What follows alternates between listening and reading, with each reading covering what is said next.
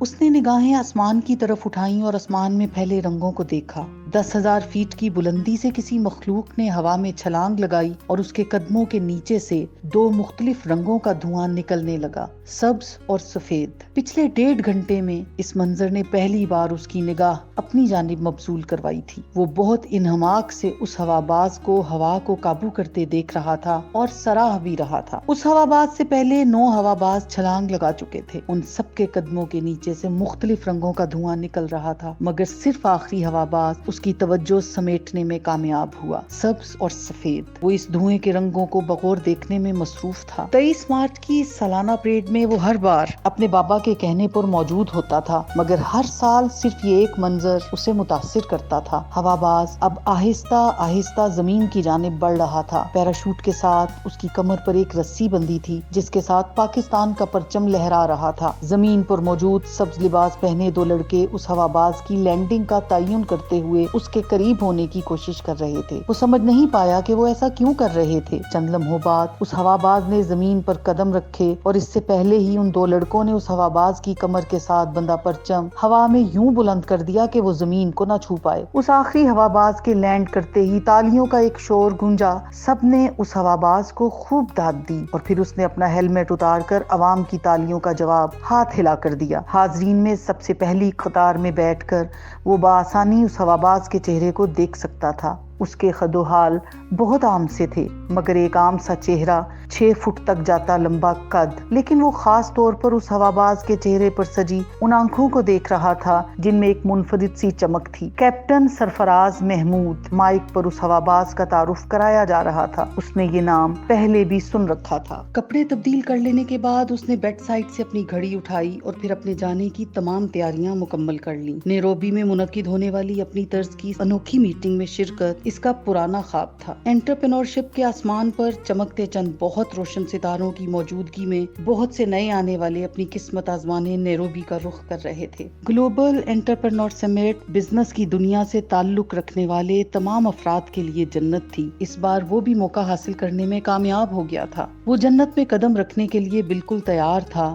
اس نے آئینے میں اپنے عکس پر ایک نگاہ ڈالی اور بہت غور سے اپنی آنکھوں کو دیکھا۔ بہت ڈھونڈنے کے بعد بھی اسے ان میں کوئی چمک نظر نہیں آئی۔ اسے کچھ مایوسی ہوئی اور وہ اپنے کمرے سے باہر آ گیا۔ ارمش رضا ابراہیم کی زندگی کامیابیوں سے لبریز تھی۔ بچپن سے اپنے شاندار اکیڈمک کیریئر کو سنبھالتے ہوئے اس نے بہت سے مارکے سر کیے تھے۔ اس کے والد احمد رضا ابراہیم کے دونوں ہی بیٹوں نے اکیڈمکس کے حوالے سے انہیں کبھی مایوس نہیں کیا تھا۔ ارحم رضا ابراہیم ان کا بڑا بیٹا تھا جس نے اکیڈمکس سے فارغ ہونے کے بعد ایئر فورس میں شمولیت اختیار کر لی تھی، مگر ارمش نے ان کی بات نہیں مانی تھی۔ وہ فوج میں نہیں جانا چاہتا تھا۔ بچپن سے بزنس کے شوق نے اسے آرائی مینوفیکچررز کی بنیاد رکھنے پر مجبور کیا۔ اس کی محنت، ذہانت اور لگن نے کمپنی کو بہت کم وقت میں بہت آگے پہنچا دیا۔ 2 ملکی اور 1 غیر ملکی پارٹنر کی مدد سے قائم کیے جانے والا اس کا وہ بورڈ بلا شبہ اپنی مثال آپ تھا، مگر وہ کمپنی اس کے اور اس کے بابا کے درمیان تلخیوں کا سبب بن گئی۔ اس کے بابا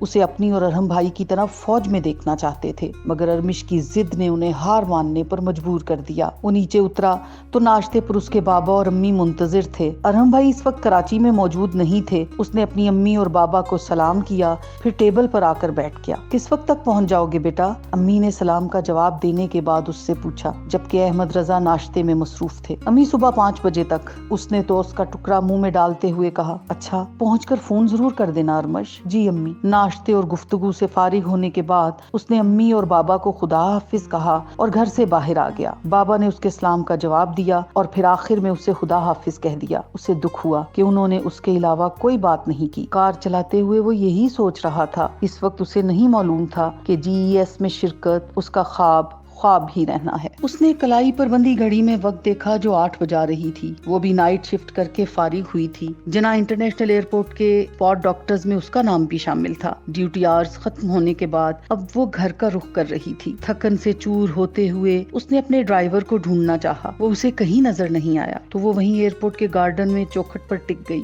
سامنے بینچ پر اس نے کسی کو بیٹھے ہوئے دیکھا۔ سناٹے کے باعث اس وجود کی سسکیاں اس کے کانوں میں پڑنے میں کامیاب ہو رہی تھیں۔ کار से अपना बैग निकालने के बाद वो एयरपोर्ट के VIP लाउंज की तरफ बढ़ रहा था। सुबह के वक्त ज्यादा लोगों की भीड़ नहीं थी। उसने कदम आगे बढ़ाए ही थे जब किसी ने उसका बैग पकड़कर उसे रोक दिया। ठहरें, मेरी मदद कर दें, प्लीज रुक जाइए। वो उस खूबसूरत आवाज पर चौंक कर पलटा। वो उसका बैग बहुत मजबूती से पकड़े उसकी तरफ देख रही थी और वो उसके चेहरे पर मौजूद सबसे खूबसूरत शय को देख रहा था, उसकी आंखें। ये तय करना मुश्किल था कि उसकी आंखें ज्यादा खूबसूरत थी या उसकी आवाज। वो दोनों ही चीजें अरमिश रजा इब्राहिम को किसी ट्रांस में ले गई थी। चंद लम्हों बाद वो अपने हवास पर काबू पाने में कामयाब हुआ। क्या हुआ? उसे अपनी आवाज कहीं दूर से आती महसूस हुई। वहाँ एयरपोर्ट के गार्डन में एक बच्चा है, उसे चोट लगी है, पैर से खून भी बहुत बह रहा है। मैं खुद डॉक्टर हूँ मगर मेरे पास सामान मौजूद नहीं है, इसलिए मैं कुछ नहीं कर सकती। आप उसे किसी करीबी अस्पताल पहुँचाने में मेरी मदद कर सकते हैं प्लीज? उस लड़की ने एक ही सांस में अपना जुमला मुकम्मल कर लिया था। कुछ देर लगी थी उसे उसकी बात समझने में, पर वो समझ गया था। मैंने सुना था आजकल एयरपोर्ट पे काफी लुटेरे घूमते हैं, पर मोहतरमा मुझे देर हो रही है, आप किसी और को जाके बेवकूफ बनाएं। कहकर वो पलट लिया। वो कुछ देर हैरानी से उसे देखती रही, फिर एक झटके से उसके सामने जाकर खड़ी हो गई। देखिए मिस्टर, मेरा नाम डॉक्टर अरमीना महमूद है और मैं कोई चोर नहीं हूँ, सिर्फ आपसे मदद मांगने आई हूँ क्योंकि मेरा ड्राइवर नहीं पहुँच सका। मगर मैं भूल गई थी कि कुछ लोग बेयकीनी के आसमान पर सबसे ऊपर जाके बैठ जाते हैं और उन्हें नीचे मौजूद हर शख्स चोर और दगाबाज नजर आता है। कहकर वो पलट गई और अरमिश उसे जाता देखता रहा। वो तकरीबन भाग रही थी। उसके लंबे बाल हवा में लहरा रहे थे। ब्लू कलर की जीन्स पर पिंक कलर की लंबी सी शर्ट और साथ में पिंक ही कलर का दुपट्टा। अरमीना महमूद, उसने जेरे लब दोहराया। उस ब्लैक जीन्स और ऑफ वाइट कलर की टी शर्ट पहने लड़के को वो अच्छा खासा सुनाकर पलट आई थी। उसने अब किसी और को ढूंढना शुरू किया जिससे मदद ली जा सकती। उसे एक टैक्सी नजर भी आ गई। वो टैक्सी वाले को लिए गार्डन तक आई। बेंच पर उस लड़के के पास एक लड़का घुटनों के बल बैठा था।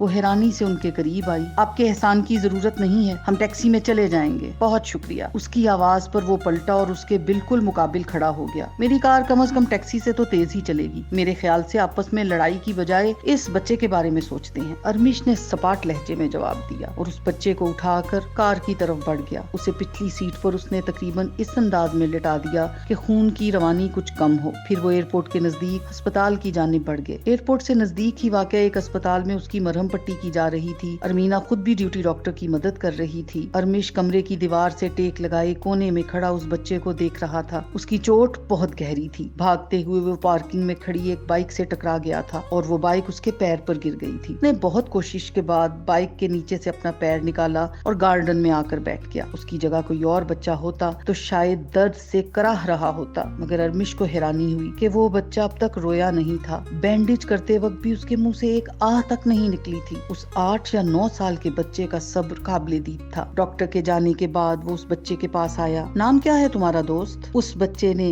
गर्दन उठाकर उसे बहुत गौर से देखा। हैरी, उसने मासूमियत से जवाब दिया। हैरी? अच्छा नाम है, किसने रखा? अम्मी या अब्बू? किसी ने भी नहीं।